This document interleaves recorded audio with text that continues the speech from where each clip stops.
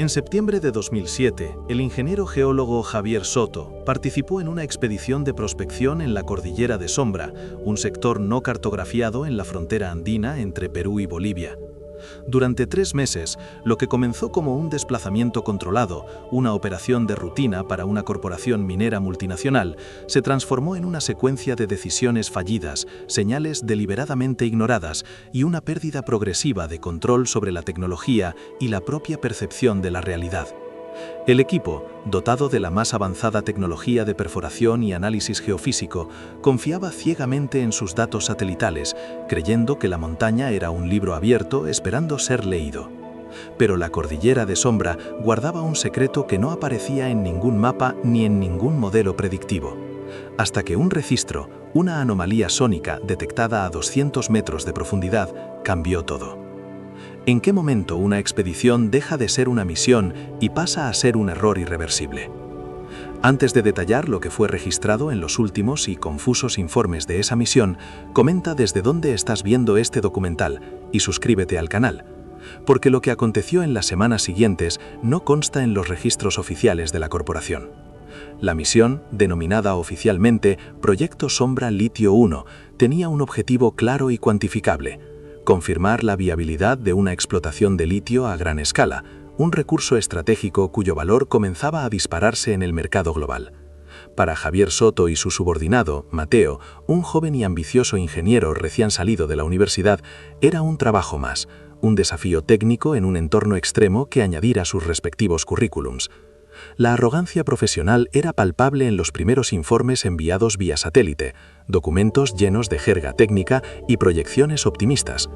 En esos textos ignoraron sistemáticamente las advertencias de su guía local, Elías, un hombre aymara de rostro impasible que hablaba de un pacto de silencio con los apus, los espíritus de la montaña, y de zonas que no debían ser despertadas.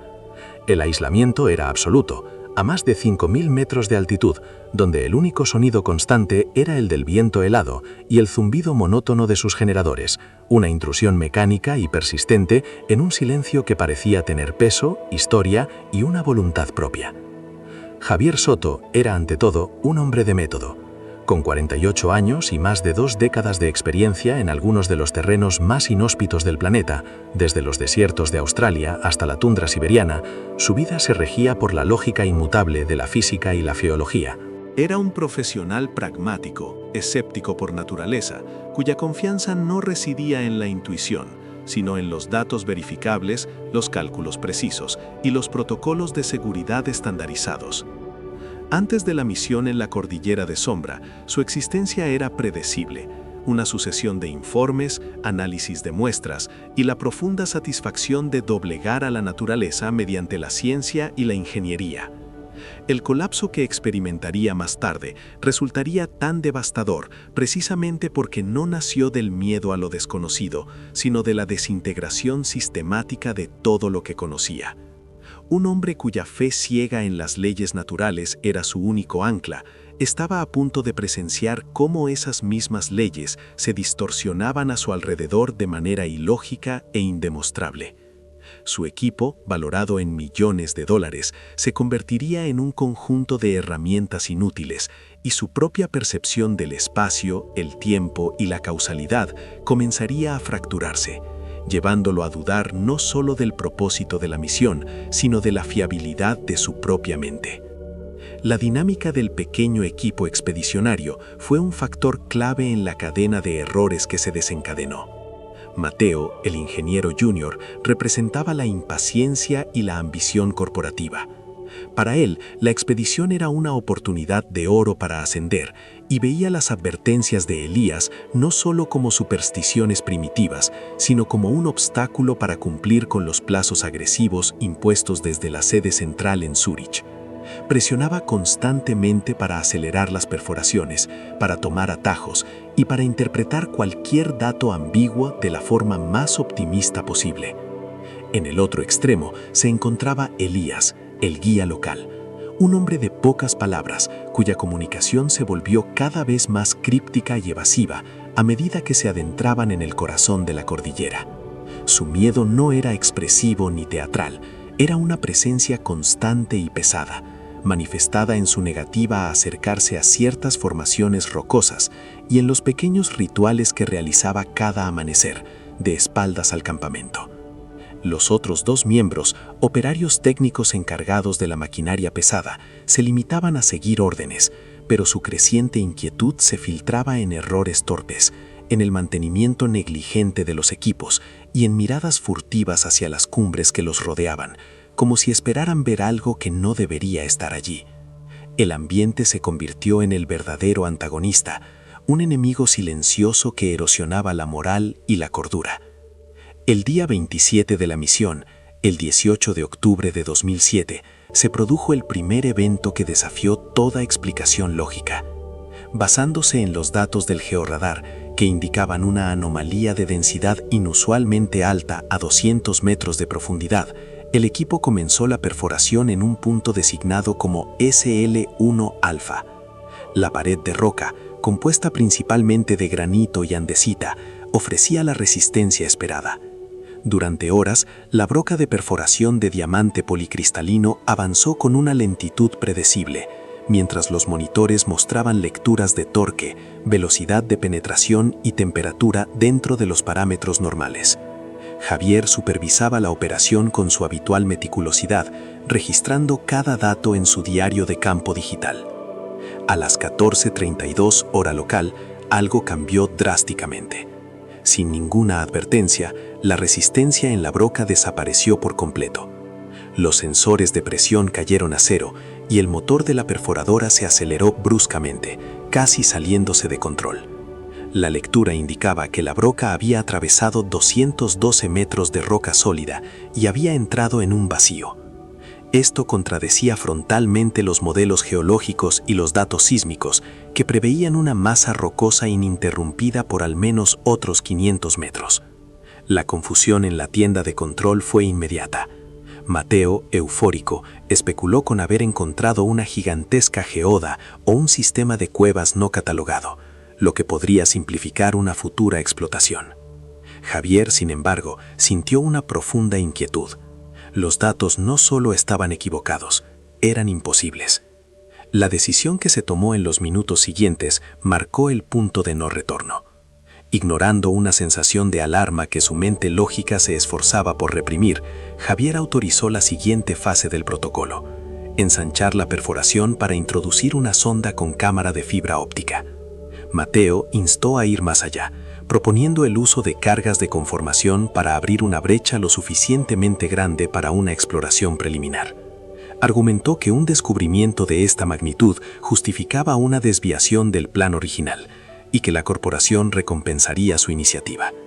La presión por obtener resultados tangibles, sumada a la propia curiosidad científica de Javier, lo llevó a aceptar. Mientras los técnicos preparaban los explosivos, Elías, que había observado la escena desde la distancia, se acercó a Javier por única vez ese día. No dijo nada, simplemente negó lentamente con la cabeza y se retiró a su tienda, un acto de disidencia silenciosa que pesó en el aire más que cualquier advertencia verbal. A las 16 horas se produjo la detonación controlada. El estruendo, amortiguado por la altitud, fue seguido por una nube de polvo y un silencio antinatural. Cuando el polvo se asentó, la luz de sus potentes focos reveló lo impensable. No era una cueva natural. A través de la abertura irregular en la roca se distinguían superficies lisas, ángulos rectos y lo que parecía ser el borde de una estructura colosal. No habían descubierto un yacimiento, habían abierto una herida en la montaña y al hacerlo habían irrumpido en algo que desafiaba la historia, la geología y la razón. El impacto de la detonación fue solo el preludio de un colapso mucho más profundo. La primera incursión en la estructura fue metódica y cautelosa, siguiendo el estricto protocolo de exploración en entornos desconocidos. Javier, a pesar de su conmoción interna, se aferró a los procedimientos como un náufrago a una tabla. Equipados con trajes térmicos, cascos con sistemas de comunicación integrados y sensores ambientales, él y Mateo cruzaron el umbral, dejando a los 2 técnicos y a Elías en el campamento exterior como enlace de seguridad. La transición fue instantánea y desconcertante. Al dar el primer paso dentro, la comunicación por radio se cortó con un chasquido seco, como si una barrera invisible hubiera seccionado la señal. No hubo estática, ni un debilitamiento gradual, solo un silencio absoluto y total en sus auriculares. El GPS de sus terminales portátiles, que hasta ese momento mostraba su posición con una precisión de centímetros, se quedó en blanco, mostrando el mensaje sin señal. Las brújulas digitales de sus relojes comenzaron a girar sin control, mientras que la brújula magnética de respaldo que Javier llevaba por costumbre oscilaba erráticamente, incapaz de fijar el norte. Estaban a menos de 2 metros del exterior, pero tecnológicamente se encontraban en un punto muerto, completamente aislados. El aire en el interior era gélido, inmóvil y extrañamente seco, desprovisto de cualquier olor a roca húmeda o a tierra. El sonido de sus propias respiraciones, amplificado por la quietud, se convirtió en una presencia atronadora y opresiva. La decisión de continuar fue el segundo error fatal, una consecuencia directa de la arrogancia profesional y la incapacidad de aceptar que sus herramientas habían sido neutralizadas. Mateo, interpretando los fallos técnicos como una interferencia electromagnética localizada, posiblemente causada por una concentración masiva de minerales desconocidos, argumentó que retroceder sería una cobardía. La posibilidad de un descubrimiento geológico sin precedentes eclipsó el evidente peligro. Javier, sintiendo el peso de la responsabilidad y la presión de justificar los costes de la expedición, accedió a una exploración preliminar de no más de 100 metros, asegurando su ruta con una línea de vida de fibra de alta resistencia. Avanzaron por un corredor de dimensiones perfectas, cuyas paredes, suelo y techo eran de una piedra negra y pulida que no reflejaba la luz de sus linternas, sino que parecía absorberla.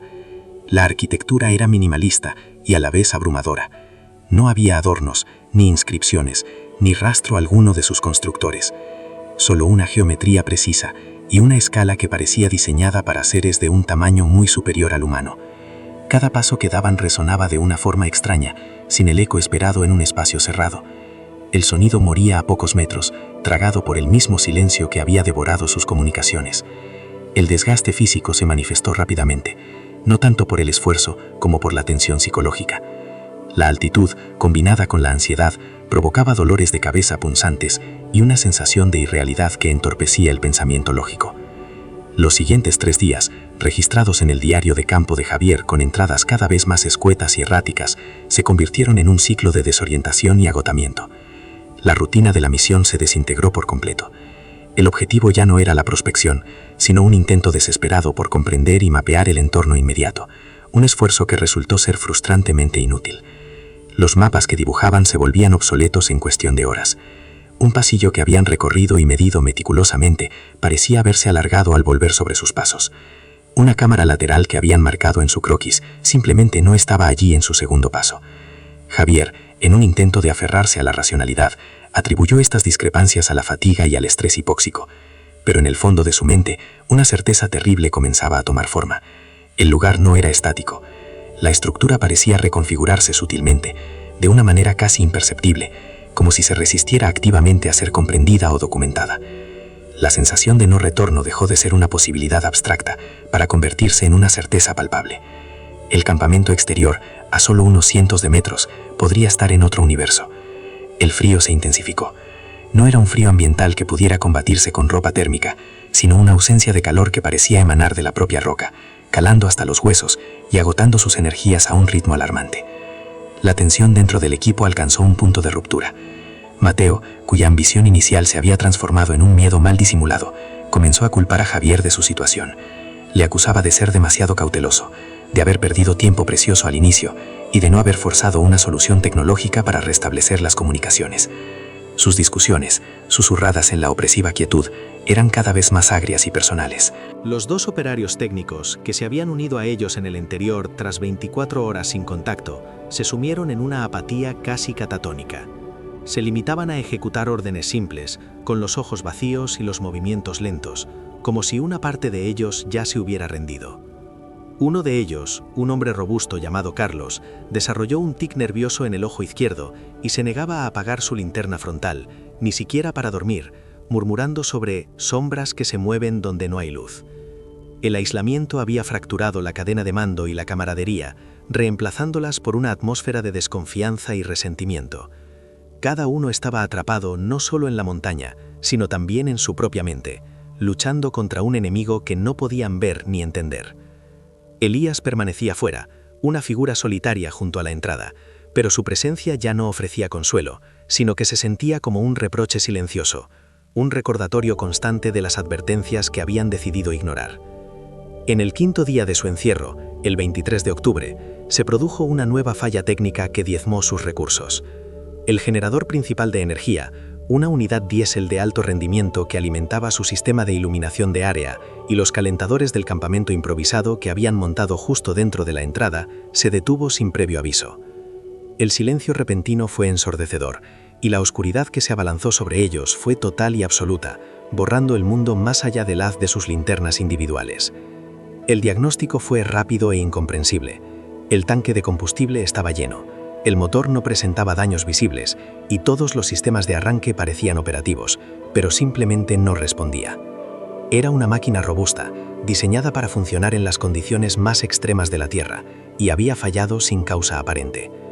Este evento tuvo un impacto devastador en la moral del equipo. La luz y el calor no eran solo comodidades, eran herramientas psicológicas que mantenían a raya la oscuridad y el frío penetrante. Ahora su mundo se había reducido a pequeños círculos de luz temblorosa, y la temperatura comenzó a descender a niveles peligrosos. Javier pasó 6 horas intentando reparar el generador, desmontando y volviendo a montar componentes con las manos entumecidas por el frío, hasta que la frustración dio paso a la resignación. En su diario, esa noche escribió una única frase: «El equipo no está fallando, está siendo desactivado». La pérdida del generador forzó una decisión crítica. Con sus recursos energéticos limitados a las baterías de sus equipos personales, la exploración activa ya no era una opción viable. La supervivencia se convirtió en la única prioridad.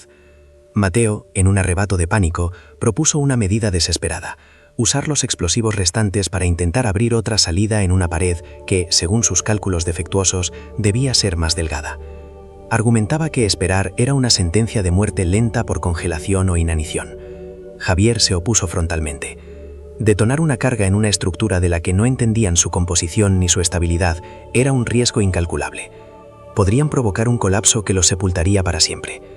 El enfrentamiento fue el más violento a la fecha, una explosión de miedo y acusaciones que rompió la quietud del lugar. Los técnicos, divididos y aterrorizados, no sabían a quién apoyar. La autoridad de Javier, basada en la lógica y la experiencia, se desmoronaba frente a la cruda realidad de que su conocimiento era inútil en aquel lugar. La dinámica del grupo se había envenenado por completo. La cooperación había sido reemplazada por una lucha individual por la supervivencia, donde cada miembro veía a los demás como un obstáculo o una amenaza para sus propias y escasas posibilidades de salir de allí con vida. La sensación de no retorno era ahora una losa de piedra sobre sus pechos. Finalmente, cediendo a una presión insostenible y a la lógica desesperada de que la inacción era tan peligrosa como una acción arriesgada, Javier accedió a un último intento de regresar al punto de entrada original. No para escapar, sino para realizar una evaluación estructural exhaustiva y determinar si era posible reabrir el agujero sellado con las herramientas que les quedaban. Era un plan frágil, basado más en la necesidad de hacer algo que en una esperanza real. Siguieron la línea de vida que habían tendido en su primera incursión, su única conexión tangible con su punto de partida. Recorrieron los pasillos silenciosos, sus pasos ahora pesados por la resignación. La caminata, que en su primer día les había llevado menos de 1 hora, se sintió interminable. Al llegar al final de la línea, se encontraron con la escena que sus mentes se habían negado a aceptar plenamente. La cuerda de seguridad no estaba anclada a los restos de una abertura, sino que terminaba bruscamente, atada a un anclaje de titanio perforado en una pared de roca negra, sólida y continua. No había fisuras, ni escombros, ni la más mínima evidencia de que allí hubiera habido una entrada. Era como si la montaña se hubiera curado, borrando la herida que le habían infligido. La pared era tan lisa y perfecta como todas las demás. En ese momento, el último vestigio de la lógica se hizo añicos. No estaban perdidos en una cueva. Estaban dentro de algo que reescribía las leyes de la física a voluntad. Estaban atrapados. El shock no fue un estallido de pánico, sino una implosión silenciosa. La visión de la pared de roca sólida, donde horas antes se encontraba su única conexión con el mundo exterior, actuó como un catalizador para un colapso psicológico colectivo. Javier Soto, el hombre cuyo universo se regía por la causalidad y las leyes físicas, se quedó inmóvil, su mente tratando frenéticamente de encontrar una explicación racional que no existía. Repasó mentalmente cada paso, la detonación, la entrada, la línea de vida. No había error en su procedimiento, lo que significaba que el error residía en la propia realidad. Mateo fue el primero en quebrarse audiblemente, emitiendo un sonido ahogado, a medio camino entre la risa y el sollozo, mientras golpeaba la pared con sus guantes, un gesto fútil y patético que solo acentuaba su impotencia. Los dos técnicos, Carlos y Ricardo, retrocedieron como si la pared emanara un peligro tangible, sus rostros pálidos bajo la luz de las linternas frontales, transformados en máscaras de puro terror. La cohesión del equipo, ya frágil, se disolvió en ese instante. Dejaron de ser una unidad de exploración para convertirse en 4 individuos aislados, cada uno atrapado en su propia pesadilla privada, compartiendo el mismo espacio físico, pero a universos de distancia en su experiencia del miedo.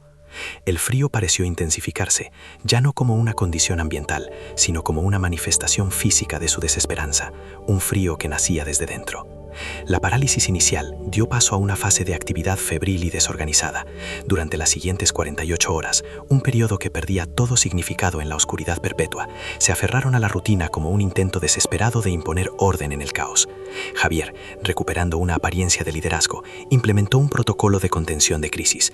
Racionaron las últimas barras energéticas y el agua, establecieron turnos de vigilancia de 4 horas y comenzaron un mapeo sistemático y exhaustivo de la red de túneles en un radio de 200 metros desde su posición.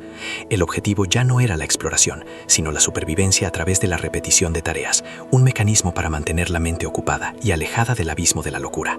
Sin embargo, el propio entorno saboteaba sus esfuerzos. Los pasillos, medidos con un distanciómetro láser, arrojaban lecturas inconsistentes. Un corredor que medía 87 metros en una dirección, medía 92 en el viaje de vuelta. Las marcas que hacían en las paredes con tiza geológica a veces desaparecían o aparecían en lugares distintos. Mateo, cuya mente matemática no podía soportar esta violación de la lógica espacial, cayó en un estado de apatía peligrosa, negándose a participar y permaneciendo sentado, con la mirada perdida en la oscuridad, murmurando cálculos y ecuaciones sin sentido. El desgaste físico era brutal. La hipoxia, el frío y la desnutrición provocaban mareos constantes, calambres musculares y una niebla mental que hacía que el pensamiento complejo fuera casi imposible. Fue durante el tercer día de este encierro, el 26 de octubre, cuando se produjo el descubrimiento que lo cambiaría todo. Carlos, uno de los técnicos, se encontraba en su turno de mapeo con Javier, recorriendo una cámara lateral que ya habían inspeccionado 2 veces sin encontrar nada de interés. Exhausto, se apoyó contra una de las paredes lisas y negras. Una sección de la roca, de unos 2 metros de alto por 1 de ancho, cedió bajo su peso con un chirrido sordo y se deslizó hacia adentro, revelando un nicho oculto, una pequeña alcoba que no figuraba en sus croquis anteriores. La existencia misma de esta puerta secreta era desconcertante, pero lo que contenía era aún más anómalo. En el suelo polvoriento del nicho, dispuestos con un orden casi ceremonial, yacían 2 objetos. El primero era una brújula de tránsitos de latón, un modelo T. Cook & Sons London, cuyo metal estaba cubierto por una pátina verdosa de oxidación, pero cuyo cristal estaba intacto.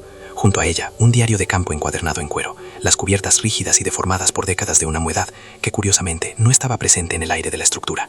El corazón de Javier comenzó a latir con una fuerza dolorosa.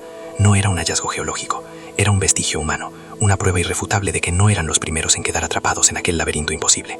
La soledad de su situación se vio reemplazada por una sensación mucho más inquietante, la de estar repitiendo una historia ya escrita. Con un cuidado casi reverencial, Javier recogió los objetos. El cuero del diario estaba frío y quebradizo al tacto. Lo llevó a su improvisado puesto de mando, una caja de equipos volcada, y lo abrió bajo el haz concentrado de su linterna. Las páginas interiores, de un papel grueso y amarillento, estaban notablemente bien conservadas, aunque las esquinas estaban oscurecidas por el moho. La caligrafía, hecha con una tinta sepia que había resistido el paso del tiempo, era elegante y precisa, la de un hombre educado y metódico. En la primera página, una inscripción clara y concisa: Capitán Alistair Finch, Cuerpo de Ingenieros Reales del Ejército Británico, Expedición Cartográfica a la Cordillera Blanca, anexo no oficial, 15 de mayo de 1913. La fecha golpeó a Javier con la fuerza de una descarga eléctrica. 1913, casi un siglo antes. Inmediatamente, su mente de ingeniero buscó una explicación lógica. Sabía por su formación y por los archivos corporativos que no existía ningún registro oficial de una expedición militar británica en esa zona tan remota y sin valor estratégico en aquella época. Las misiones de la Royal Geographical Society de principios del siglo XX se habían centrado en otras regiones. Este hallazgo no solo era una anomalía, era una imposibilidad histórica, un fantasma en los archivos. La presencia de aquel diario en el corazón de la montaña era una pieza de un rompecabezas que no debería existir, una contradicción que sugería que la historia oficial de la exploración andina tenía un capítulo secreto y terrible que había sido borrado, o, más probablemente, nunca había escapado de allí para ser contado. Javier pasó las siguientes horas absorto en la lectura, ignorando el frío y la presencia silenciosa de los otros que lo observaban como si estuviera consultando un oráculo. Las primeras entradas del capitán Finch eran un reflejo casi perfecto de las suyas propias. Describía la emoción del descubrimiento de la estructura a la que llamó la Ciudad Silente y detallaba con precisión militar sus intentos iniciales de mapearla. Hablaba de la composición de la roca, de la ausencia de erosión y de la geometría inhumanamente perfecta de los corredores. Pero a medida que avanzaban las páginas, el tono de objetividad científica comenzaba a resquebrajarse. Finch empezó a registrar las mismas anomalías que ellos habían experimentado, las brújulas que giraban sin sentido, los cronómetros que parecían desincronizarse y las mediciones de distancia que se contradecían a sí mismas. El espacio aquí no es constante, escribió en una entrada fechada el 2 de junio de 1913. Es maleable, como si se resistiera a la imposición de nuestras mediciones. Es un lugar que se niega a ser conocido. La sensación de escalofriante familiaridad se intensificó en Javier. Estaba leyendo su propio descenso a la incertidumbre, documentado por un hombre muerto hacía 94 años. No estaba descubriendo una salida, estaba leyendo el guión de su propia tragedia, entendiendo que su tecnología avanzada no le había dado ninguna ventaja sobre un hombre con una brújula de latón y un teodolito. El deterioro psicológico del capitán Finch y su equipo estaba meticulosamente documentado. Escribió sobre la paranoia que se apoderó de sus hombres, las acusaciones de sabotaje cuando los equipos fallaban y la creciente certeza de que no estaban solos. No hablaba de monstruos ni de presencias físicas, sino de algo mucho más sutil y perturbador. La ciudad respira, anotó con una caligrafía que empezaba a perder su firmeza. Lo sentimos en la quietud, en la forma en que el sonido de nuestros pasos es devorado por el silencio. No nos observa, nos absorbe. Describía cómo sus intentos de forzar una salida resultaron en un mayor enredo, como si la estructura respondiera a su agresividad reconfigurándose para cerrarles el paso. Leyó sobre la desesperación, la resignación y finalmente una extraña forma de aceptación. La escritura de Finch se volvía cada vez más fragmentada, más filosófica, abandonando la jerga técnica por reflexiones sobre la naturaleza del tiempo y la percepción. Javier sintió que no estaba leyendo el diario de un explorador, sino el testamento de un hombre cuya mente había sido sistemáticamente desmantelada y reconstruida por el entorno. La cordura, entendió Javier, no era un estado intrínseco, sino una función de un entorno predecible, y en aquel lugar la predecibilidad era la primera víctima. La montaña no solo los había atrapado físicamente, los estaba despojando de las herramientas mentales que les permitían definir la realidad. La última página contenía una sola entrada, fechada el 1 de junio de 1913. La caligrafía, antes impecable, era ahora un garabato casi ilegible, como si la mano que la escribió estuviera temblando violentamente, o peor aún, ya no le importara la claridad. Javier tuvo que acercar la página a su linterna para descifrar las palabras, que parecían haber sido escritas con una inmensa presión final. No eran las palabras de un hombre desesperado por escapar, eran las de alguien que había llegado a una conclusión, una revelación terrible y definitiva. La frase era corta, pero su peso era inmenso, una losa conceptual que aplastó el último vestigio de esperanza racional de Javier. Dejar de medir es la única forma de encontrar el camino. Ya no quiero salir. La frase resonó en el silencio, no como una rendición, sino como una instrucción. En ese instante, Javier Soto comprendió la verdadera naturaleza de su trampa. Elías, el guía aymara, no les había advertido sobre un peligro físico, sino sobre un tabú epistemológico. La montaña no castigaba la intrusión, sino el intento de comprenderla, de cuantificarla, de reducirla a datos y mapas. Su ciencia, su lógica, su método no eran las llaves para salir, eran los barrotes de su celda.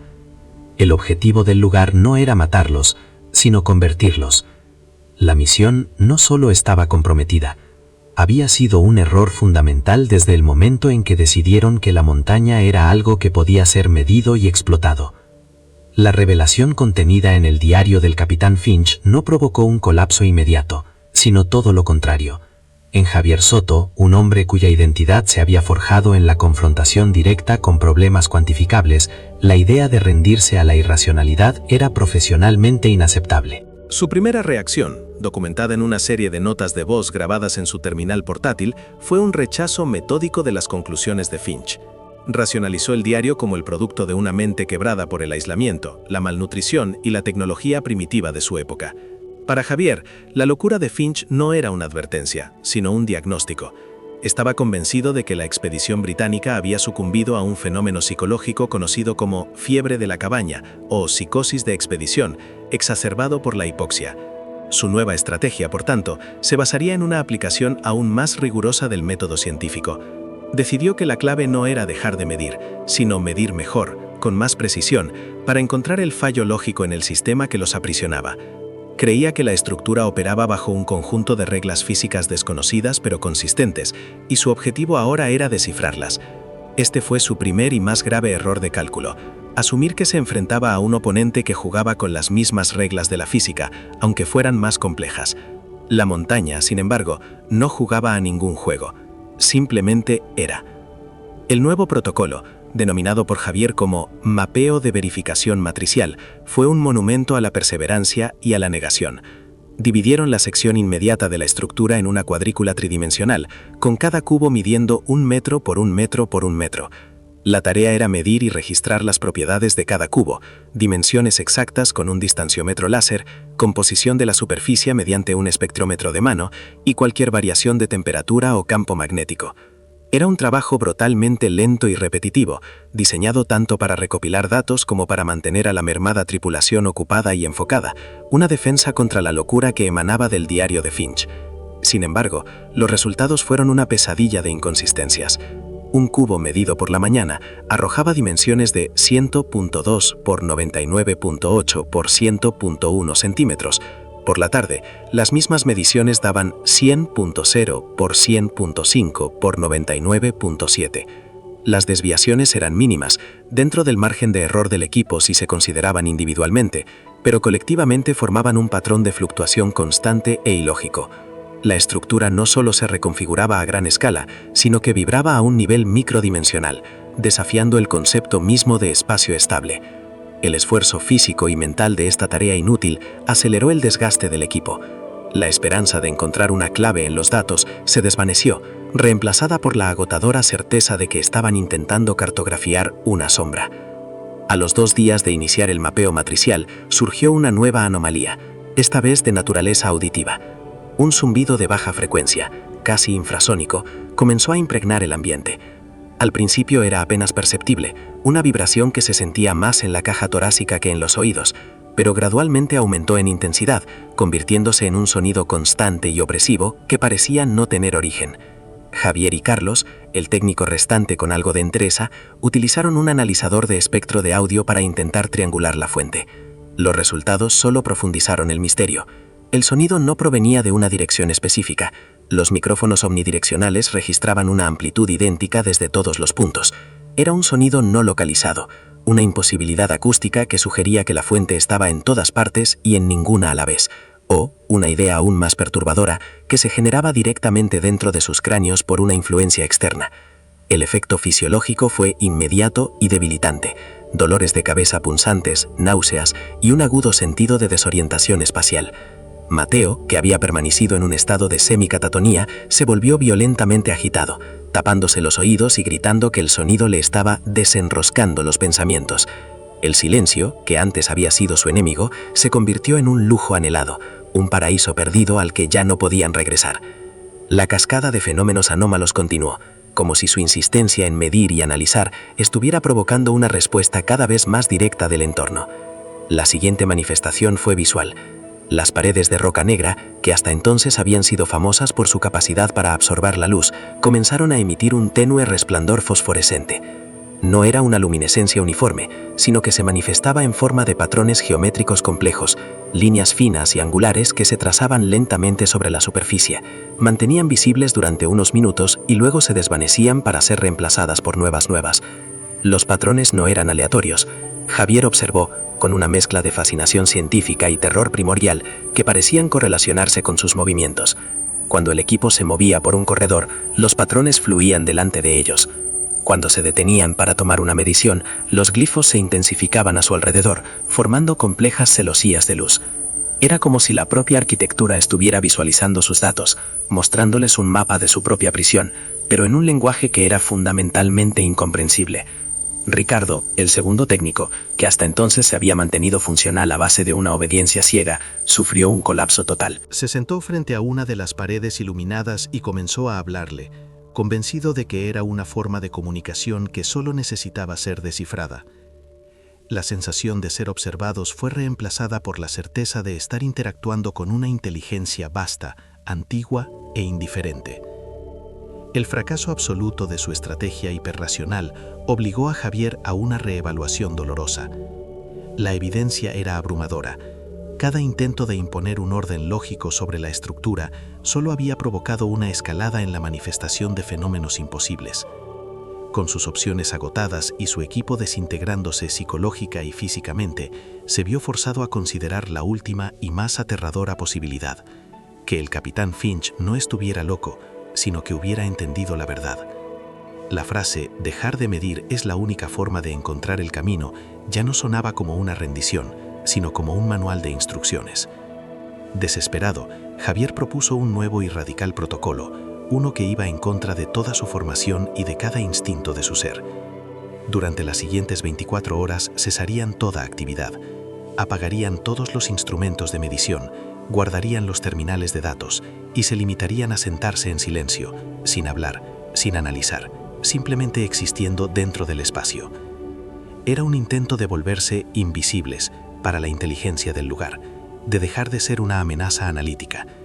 Para Mateo, esta decisión fue la traición final. Lo interpretó como que Javier había sucumbido a la misma superstición que había condenado a Finch. En un arrebato de furia y pánico, acusó a Javier de haberlo sentenciado a muerte.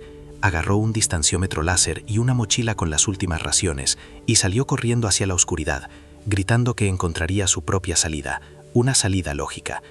La huida de Mateo fracturó definitivamente lo que quedaba del equipo. Javier y Carlos intentaron seguirlo, pero la estructura pareció impedírselo activamente. Los pasillos por los que Mateo había desaparecido parecían retorcerse y alargarse ante ellos. Siguieron su rastro de huellas durante casi una hora, solo para descubrir con horror que las huellas describían un círculo perfecto, regresando al punto exacto desde donde habían comenzado. Habían caminado en lo que percibían como una línea recta, pero el espacio se había curvado sobre sí mismo, devolviéndolos a su origen. Era la prueba definitiva de la naturaleza no euclidiana del lugar, una demostración activa de su control sobre la geometría. No había escapatoria a través de la fuerza o la perseverancia. Este evento tuvo un efecto devastador en Javier. Ya no era una hipótesis, era un hecho comprobado. La montaña no solo se resistía a ser medida, sino que utilizaba activamente la lógica de sus prisioneros en su contra. Sus intentos de navegación, basados en la presunción de un espacio coherente, eran precisamente la herramienta que el lugar usaba para confundirlos y atraparlos. El patrón se hizo dolorosamente claro. Cuanto más luchaban por aplicar las reglas del mundo exterior, más firmemente los aprisionaban las reglas del interior. La sensación de estar en un laberinto fue reemplazada por la de ser un componente dentro de un organismo vivo y consciente que los estaba digiriendo lentamente. Este último fracaso marcó el final de Javier Soto, el ingeniero geólogo.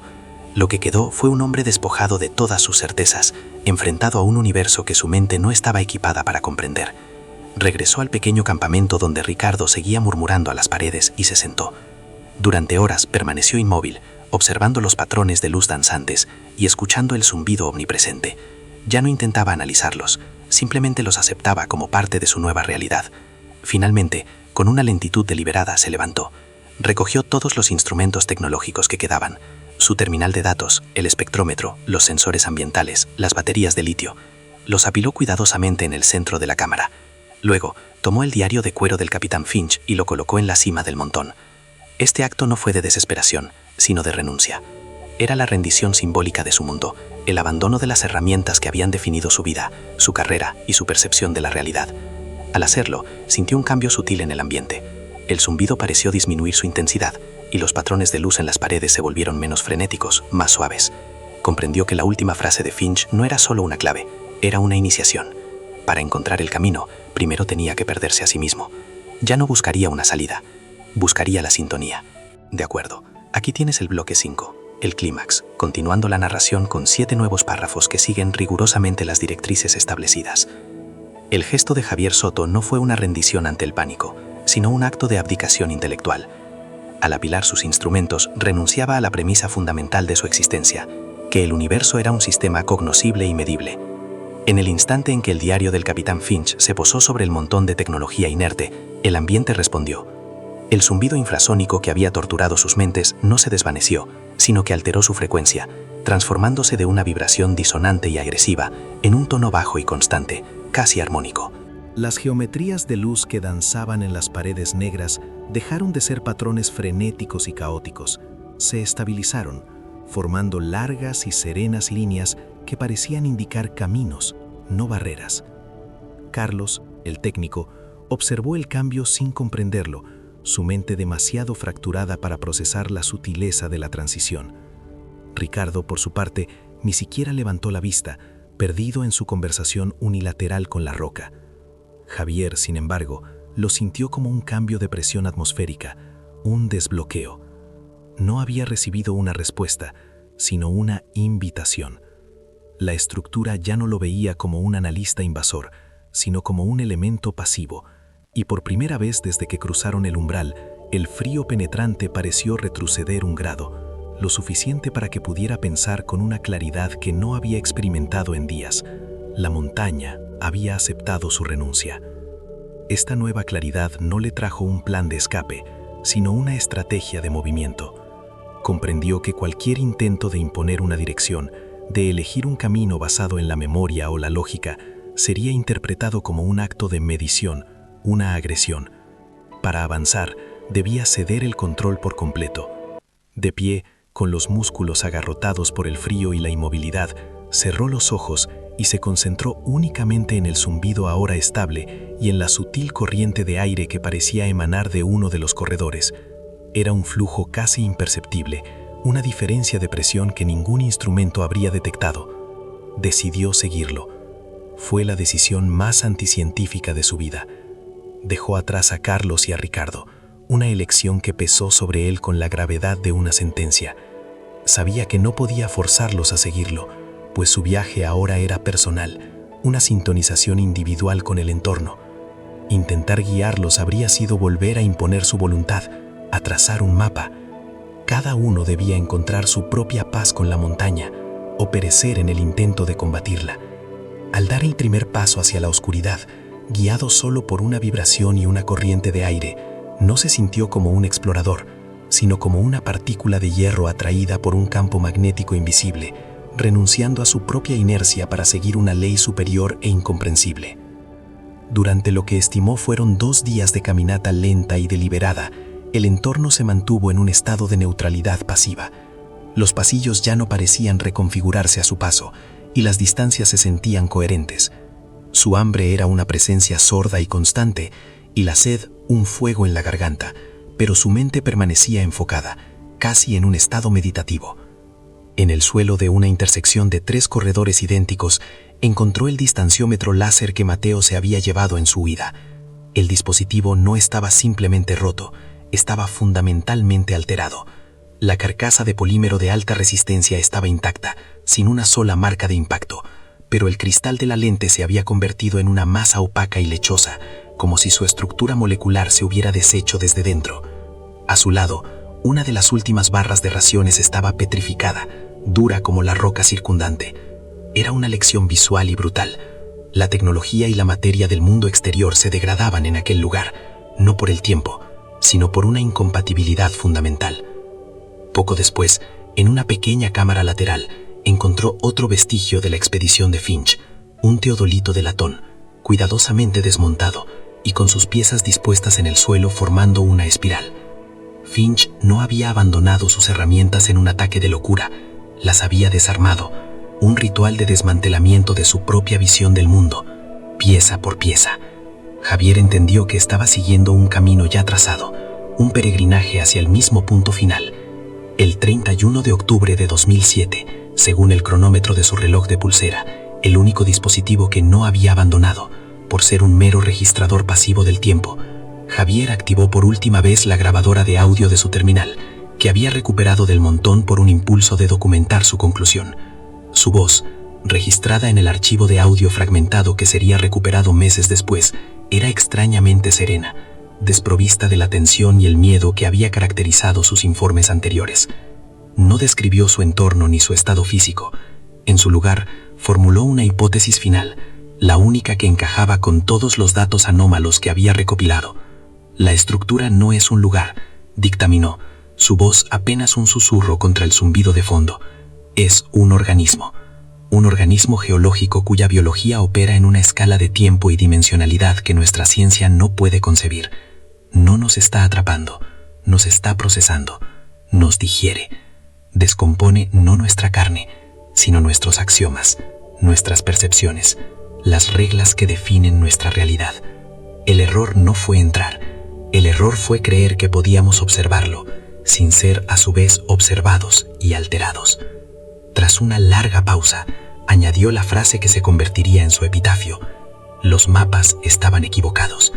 No se trataba de medir la profundidad de la roca, sino la del silencio. Apagó la grabadora. Sabía que había dejado el único testimonio posible de su descubrimiento. Tras varios ciclos de caminata y descanso, guiado por las corrientes de luz que ahora fluían de manera constante por las paredes, el camino lo llevó de vuelta a su campamento inicial. El regreso no fue una desorientación, sino un cierre de ciclo deliberado por parte de la estructura.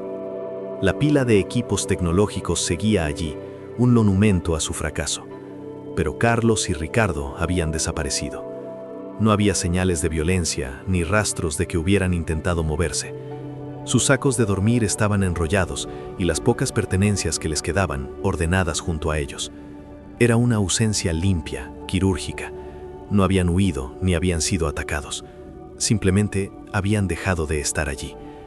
Javier comprendió que su rendición pasiva, su catatonía, había sido otra forma de sintonización.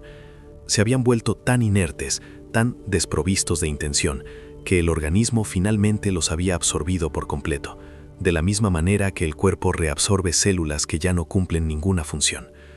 No habían sido castigados, sino reciclados. La montaña no era malévola, era eficiente. Su destino, en cierto modo, fue más directo y quizás menos arduo que el suyo. Ellos se habían disuelto.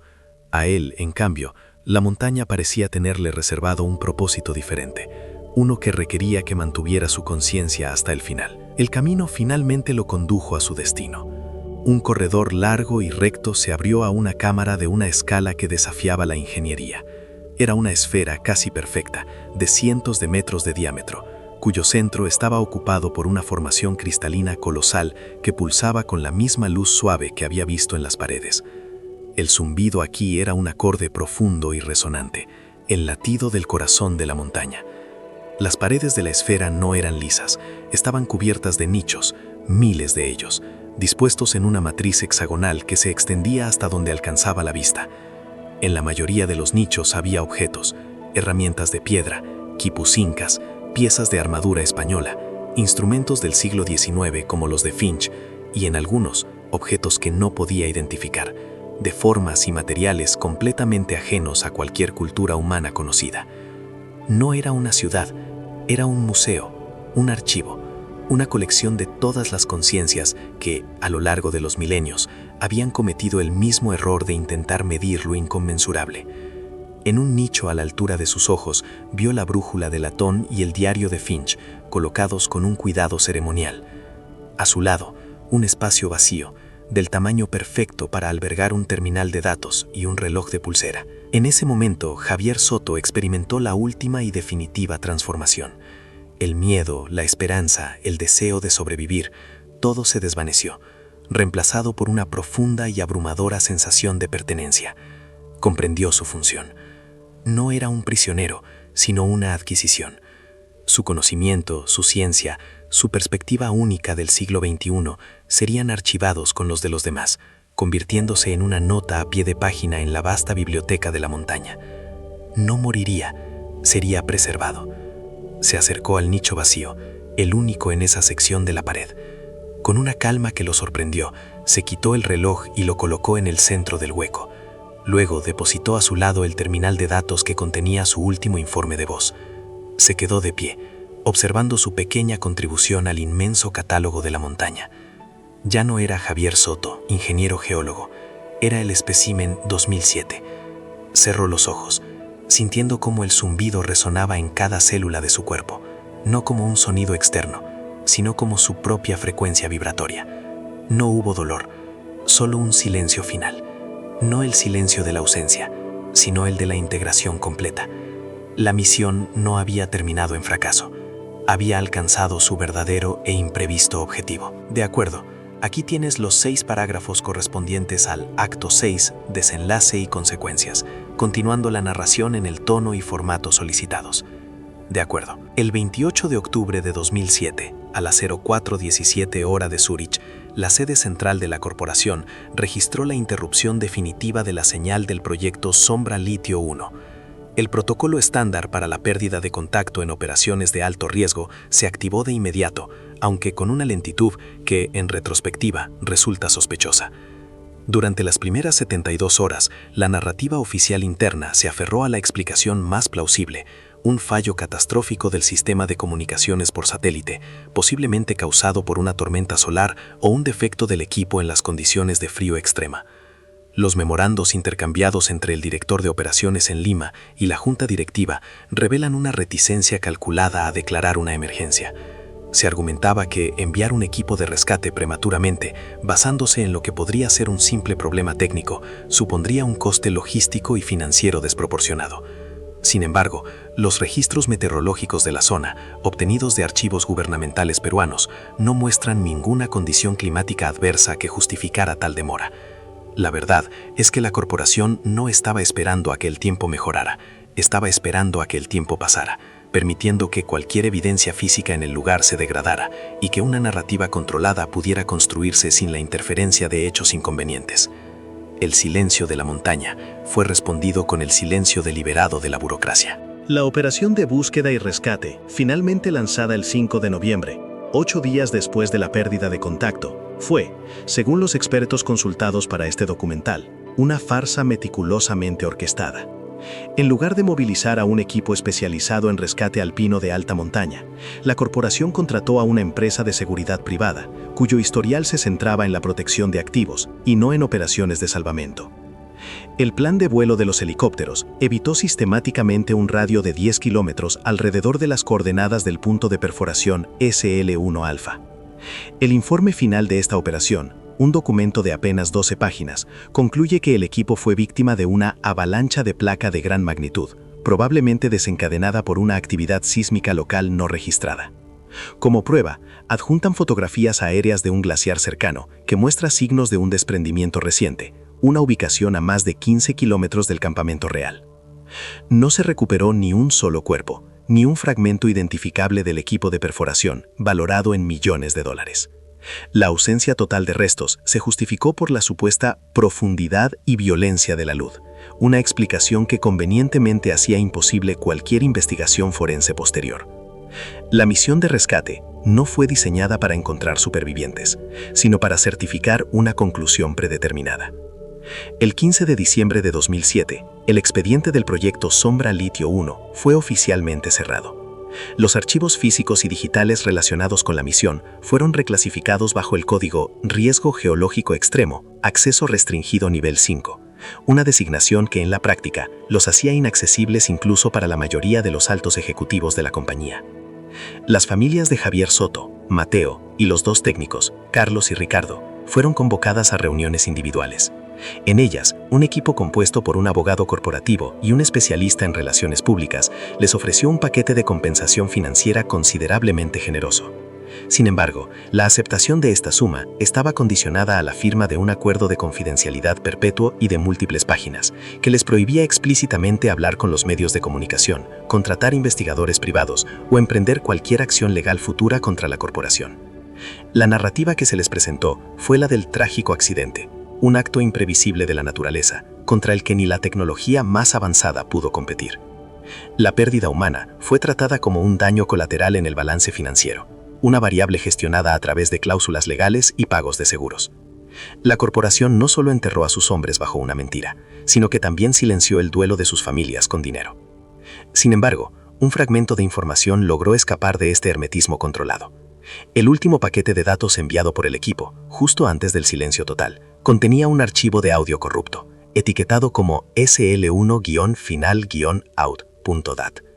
Inicialmente descartado por el técnico de comunicaciones en Lima, como simple ruido blanco producto de la desintegración de la señal, el archivo fue almacenado en un servidor de respaldo y olvidado. 6 meses después, durante una auditoría de datos de rutina, un ingeniero de sistemas aplicó un nuevo algoritmo de recuperación a los archivos dañados. De los casi 15 minutos de estática, logró aislar un segmento de apenas 17 segundos de audio inteligible. En él se oía la voz de Javier Soto, desprovista de toda emoción, diciendo: los mapas estaban equivocados. No se trataba de medir la profundidad de la roca, sino la del silencio. El audio estaba acompañado por un zumbido de fondo de baja frecuencia que no coincidía con ninguna firma acústica del equipo de la expedición. Este archivo se convirtió en una anomalía peligrosa, una prueba que contradecía la narrativa del accidente. No fue borrado, pues su eliminación dejaría un rastro digital. En su lugar, fue movido a un subdirectorio encriptado, un fantasma en la máquina, esperando ser descubierto. El destino de Elías, el guía Aymara, sigue siendo la pieza más ambigua del rompecabezas. No figura en la lista oficial de empleados o contratistas de la misión, por lo que la corporación nunca reconoció su existencia ni su pérdida. Para el registro oficial, la expedición estaba compuesta únicamente por 4 personas. Su nombre no aparece en el informe del accidente ni en los acuerdos de compensación. Simplemente se desvaneció de la historia escrita por la empresa. Las investigaciones en su comunidad de origen, cerca de la frontera, arrojaron resultados crípticos. Los ancianos no hablan de un hombre desaparecido, sino de uno que cumplió su pacto y regresó a donde pertenece. No hay tristeza en sus palabras, sino una aceptación solemne. Algunos sugieren que Elías nunca entró en la montaña con el equipo, sino que los abandonó en el umbral de la zona prohibida, cumpliendo con su deber de guiar, pero negándose a cometer el sacrilegio de la intrusión. Otros susurran que su propósito no era proteger a los ingenieros de la montaña, sino proteger a la montaña de los ingenieros. Sea cual sea la verdad, su ausencia en los registros oficiales es tan significativa como la presencia de Javier en ese último y escalofriante mensaje de audio. El informe final de la corporación, un documento de 200 páginas lleno de jerga geológica y análisis de riesgo post facto, concluye con una recomendación tajante. La cordillera de Sombra debe ser designada como zona de exclusión permanente para todas las futuras operaciones, citando una inestabilidad tectónica impredecible y de riesgo catastrófico. Es la única verdad que se permitieron escribir, aunque por las razones equivocadas. La zona no es inestable, es inmutable. No es peligrosa en un sentido geológico, sino en uno conceptual. La misión no fracasó por un error de cálculo o una falla del equipo. Fracasó en el momento en que se concibió, basada en la premisa arrogante de que todo lugar en la Tierra puede ser mapeado, medido y, en última instancia, poseído. La historia de Javier Soto y su equipo no es una tragedia sobre hombres perdidos, sino una lección sobre los límites del conocimiento humano frente a un silencio que se niega a ser roto. El informe corporativo habló de una falla geológica. La montaña, en su silencio, sabía que no fue una falla, sino una corrección. Si crees que no toda expedición termina cuando el informe se cierra, comparte este video. Suscríbete para más registros reales que nunca debieron ser ignorados. De acuerdo, aquí tienes el bloque 7, conclusión y mensaje final, compuesto por 5 parágrafos que siguen rigurosamente las directrices establecidas. En los círculos corporativos, la historia del proyecto Sombra Litio 1 se ha transformado en un caso de estudio sobre la gestión de riesgos en entornos de alta hostilidad. Se enseña en seminarios internos como un ejemplo paradigmático de cómo variables geológicas imponderables pueden llevar al fracaso incluso a la misión mejor equipada. El informe oficial, con su narrativa de una avalancha catastrófica, sirve como una advertencia eficiente y deshumanizada sobre los límites de la tecnología frente a la fuerza bruta de la naturaleza. Este es el legado público, el epitafio estéril escrito en memorandos y presentaciones de PowerPoint. Sin embargo, este relato es una construcción deliberada, una capa de barniz burocrático sobre una verdad mucho más profunda e inquietante. La verdadera lección de la expedición de Javier Soto no reside en los manuales de seguridad de la corporación, sino en el silencio que la empresa se esforzó tanto por institucionalizar. El legado de la cordillera de sombra no es una advertencia sobre los peligros de la montaña, sino sobre el peligro inherente a la arrogancia de creer que todo silencio está vacío y esperando a ser llenado por el ruido de nuestras ambiciones. La historia oficial no es un final, es una contención. Un dique construido para evitar que la verdadera naturaleza de ese silencio se desborde. El verdadero legado, el que perdura más allá de los expedientes clasificados, es el patrón que la historia revela. La experiencia de Javier Soto en 2007 es un eco casi perfecto de la del capitán Alistair Finch en 1913, y ambas son, presumiblemente, repeticiones de otras incursiones olvidadas a lo largo de los siglos, evidenciadas por los artefactos silenciosos que la montaña colecciona. Este ciclo recurrente expone una constante en la condición humana, la incapacidad de reconocer un límite que no sea físico. Cada generación, armada con una tecnología superior a la anterior, se acerca al umbral de lo inconmensurable, creyendo que, esta vez, las herramientas serán suficientes para descifrar el enigma. El radar de penetración terrestre reemplaza al teodolito, el GPS a la brújula de latón, pero la premisa fundamental sigue siendo la misma, la de que el conocimiento es una forma de conquista.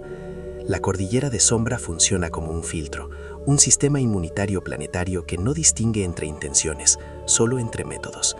No castiga la curiosidad, sino la soberbia de la medición. El legado, por tanto, es una advertencia cíclica. Mientras la humanidad siga confundiendo la capacidad de observar con el derecho a poseer, la montaña seguirá añadiendo nuevos especímenes a su archivo. Lo que la expedición Sombra Litio 1 nos enseña, en su núcleo más oscuro, es que existen lugares y fenómenos cuya naturaleza fundamental es incompatible con nuestro método de comprensión. La ciencia, nuestra herramienta más poderosa para desmantelar el universo en partes comprensibles, se convierte en un agente provocador en un entorno que opera bajo un paradigma completamente diferente. La montaña no se defendió, simplemente reaccionó a la intrusión analítica de la misma manera que un organismo vivo reacciona a un cuerpo extraño, aislándolo y neutralizándolo. El intento de mapear, cuantificar y categorizar fue percibido como un acto de agresión, una violación de un principio fundamental. La lección final, la que Javier Soto comprendió demasiado tarde, es que la verdadera exploración no siempre consiste en trazar lo desconocido, sino en reconocer y respetar la existencia de lo incognoscible. Hay silencios que no son una ausencia de sonido, sino un lenguaje en sí mismos, una forma de ser que se corrompe en el momento en que se intenta traducir a datos. La misión no estaba destinada a fracasar, estaba destinada a ser una lección de humildad que, trágicamente, fue pagada con vidas y sepultada bajo mentiras.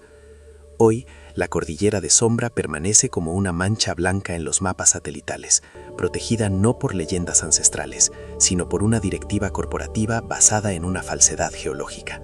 La zona de exclusión es real, pero las razones esgrimidas son un velo. La montaña guarda su secreto, no por la fuerza, sino por la indiferencia. El fragmento de audio de Javier Soto, esa cápsula de tiempo digital perdida en un servidor, es el único testamento de la verdad, un susurro que contradice el estruendo de la narrativa oficial. La historia de la expedición no termina con su desaparición, sino que persiste como una pregunta latente. ¿Cuántos otros proyectos cancelados? ¿Cuántos otros informes clasificados como accidentes inexplicables son en realidad capítulos de esta misma historia? Encuentros con lugares que se niegan a ser parte de nuestro mundo. El legado no es solo el recuerdo de 4 hombres perdidos, sino la inquietante posibilidad de que nuestro planeta contenga realidades para las que no tenemos ni mapas, ni herramientas, ni la capacidad de sobrevivir a su contacto. Hay verdades que no desaparecen solo porque se archiven los informes. Permanecen en los datos corruptos, en los testimonios silenciados y en los espacios vacíos del mapa. Si crees que la historia oficial es, a menudo, solo el principio de la investigación, suscríbete y ayúdanos a seguir conectando los puntos, porque hay silencios que merecen ser escuchados, no rotos.